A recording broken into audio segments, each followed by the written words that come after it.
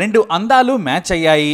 కళ్ళతో చూసుకొని మనసులు లాక్ చేసుకున్నారు. కట్ చేస్తే బెడ్ ఎక్కేశారు. ఇంకేముంది, రస సముద్రంలో తేలారు. ఇది మీరు డైలీ చూసే పరమ రొటీన్ స్టోరీ అనుకుంటున్నారా? కానీ కాదు, ఇక్కడే ఉందో ట్విస్ట్.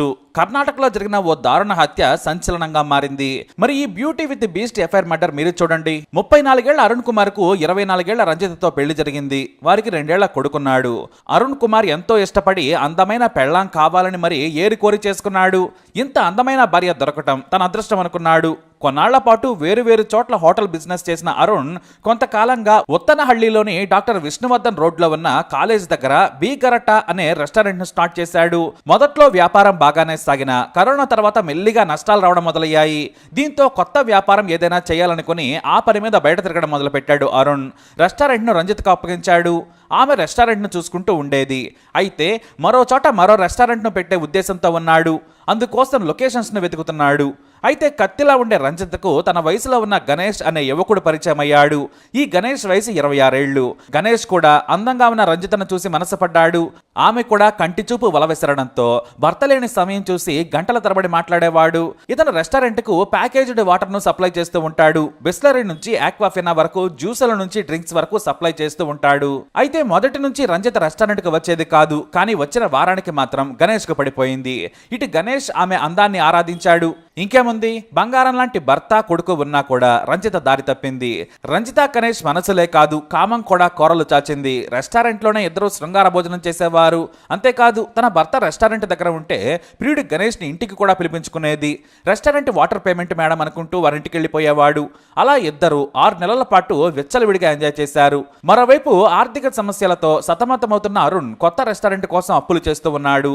ఆ క్రమంలోనే తనకు 10 లక్షల అప్పు కావాలని, వీలైతే చూడమని గణేష్ ను కోరాడు అరుణ్. మొదట లేవని చెప్పినా కూడా ప్రియురాలు కన్ను కొట్టడంతో క్యాష్ టేబుల్ మీద పెట్టేశాడు. వడ్డీకి పత్రం రాయించుకుని 8 లక్షలు ఇచ్చాడు. కానీ అవి కూడా వృధా అయిపోయాయి. 6 నెలలు గడిచినా సరే వడ్డీ కూడా ఇవ్వలేకపోయాడు అరుణ్ కుమార్. గణేష్ కు తాను ఇచ్చిన డబ్బుల కంటే కూడా రంజిత అందం మీదే ప్రేమ ఎక్కువగా ఉండేది. ఆమె భర్తను డబ్బుల పేరుతో కంగారు పెట్టి ప్రియురాలతో రొమాన్స్ క్యాష్ చేసుకునేవాడు. అయితే డబ్బులు రాకపోగా కొత్త బిజినెస్ మొదలు పెట్టలేక సతమతమయ్యాడు. అంత బాధలో ఓ రోజు సడన్ గా రెస్టారెంట్ లోని తన ప్రైవేట్ గదిలో రంజితతో లోపల గణేష్ ఉండడం చూశాడు అరుణ్ కుమార్. తాను చాలాసేపు డోరు కొట్టినా వాళ్ళు తలుపు తీయలేదు. ఎందుకంటే బట్టలు వేసుకుంటున్నారని అర్థం చేసేసుకున్నాడు. అంతేకాదు, రెస్టారెంట్ లోని తనకు నమ్మకమైన కుర్రాడిని ఆరా తీయగా మేడం చాలా నెలల నుంచి గణేష్ తో గదిలో కొత్త రకం వంటకాలు చేస్తుందని చెప్పాడు. దీంతో భార్యను ఇంటికి తీసుకెళ్లి కొట్టాడు అరుణ్. అంతేకాదు, అప్పటికే అప్పులు, భార్య మరోవైపు తప్పుడు పనులు చూసి అరుణ్కు పిచ్చెక్కిపోయింది. రెస్టారెంట్ ను కొన్నాళ్ల పాటు నడిపించాలనుకున్నా కూడా రంజిత వ్యవహారంతో వెంటనే క్లోజ్ చేశాడు. కానీ గణేష్ మాత్రం నువ్వు బిజినెస్ క్లోజ్ చేస్తే నా డబ్బుల సంగతి ఏంటని నిలదీశాడు. తనకు 3 నెలల సమయం ఇస్తే మొత్తం సెటిల్ చేస్తానని చెప్పాడు. అయితే రంజిత ఏదో ఒక కారణంతో బయటికి వెళ్లి ప్రియుడు గణేష్ ను కలిసేది. ఎంత వద్దని వారించినా కూడా ఆమె పూర్తిగా గణేష్ మైకంలో పడిపోయింది.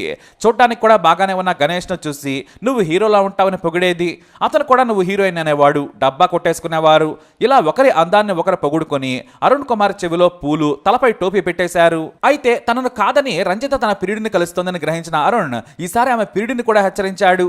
దీంతో ముందు నా డబ్బులిచ్చి మాట్లాడాలని గొడవ పెట్టుకునేవాడు. ఆ కోపాన్ని భార్యపై చూపించేవాడు అరుణ్. రంజిత కొడితేనో భయపెడితేనో భర్తకు వినే పరిస్థితిలో లేదు. అతని ఆర్థిక పరిస్థితి కూడా బాగోలేకపోవడంతో చాలా చీప్ గా కనిపించేశాడు. మామూలుగా భర్త కష్టాల్లో పాలు పంచుకొని ముందుకు సాగాలి. కానీ రంజిత మాత్రం నాగుపాములా విషకన్య అవతారం ఎత్తింది.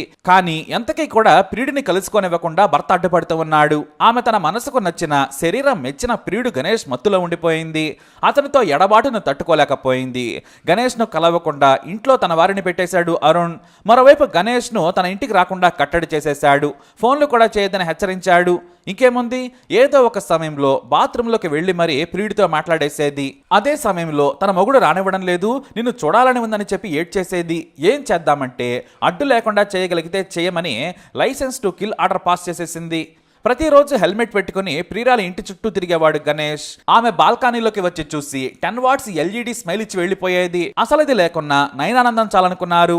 ఇక అరుణ్ కుమార్ ను చంపేందుకు గణేష్ తన దగ్గరి స్నేహితులకు విషయం చెప్పాడు. అరుణ్ను చంపేందుకు సాయం చేస్తే భారీగా డబ్బిస్తానని చెప్పి అడ్వాన్స్ కూడా వారి చేతిలో పెట్టాడు.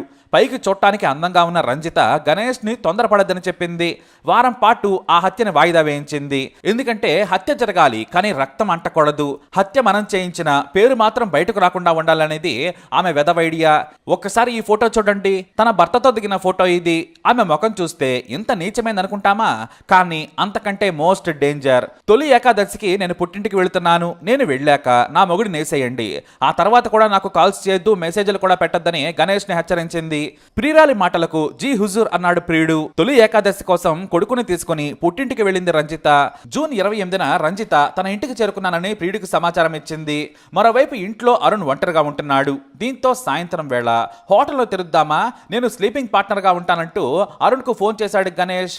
అతను మొదట వద్దన్నాడు, కానీ పెట్టుబడి సంగతి నేను చూసుకుంటాను, నువ్వు అప్పు కూడా ఇవ్వాల్సిన అవసరం లేదు, లాభాలు వచ్చాక నెలకు కొంత తీసుకుంటానన్నాడు. అయినా తన భార్యతో అక్రమబంధం పెట్టుకున్న గణేష్ తో వ్యాపారం చేయడం ఇష్టం లేదు. కానీ అప్పుల బాధ తట్టుకోలేక ఓసారి మాట్లాడదామనుకున్నాడు.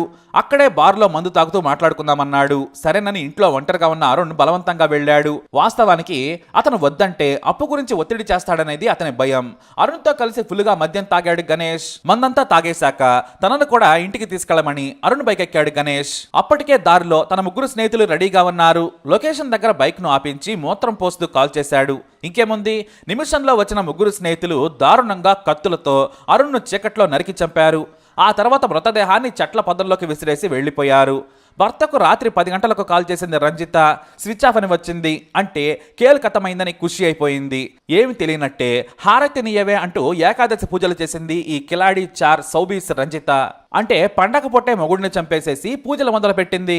ఆ మర్నాడు ఉదయం దక్షిణ బెంగళూరు నైస్ రోడ్లోని దారిలో వాకింగ్ కి వెళ్తున్న ఓ వ్యక్తి చెట్ల పొదల్లో ఉన్న మృతదేహాన్ని చూసి షాక్ అయ్యాడు. వెంటనే కంట్రోల్ రూమ్ కి సమాచారం ఇచ్చాడు. పోలీసులు మృతదేహాన్ని స్వాధీనం చేసుకున్నారు. కానీ మొహంపై కత్తిఘాట్లు తీవ్రంగా ఉన్నాయి.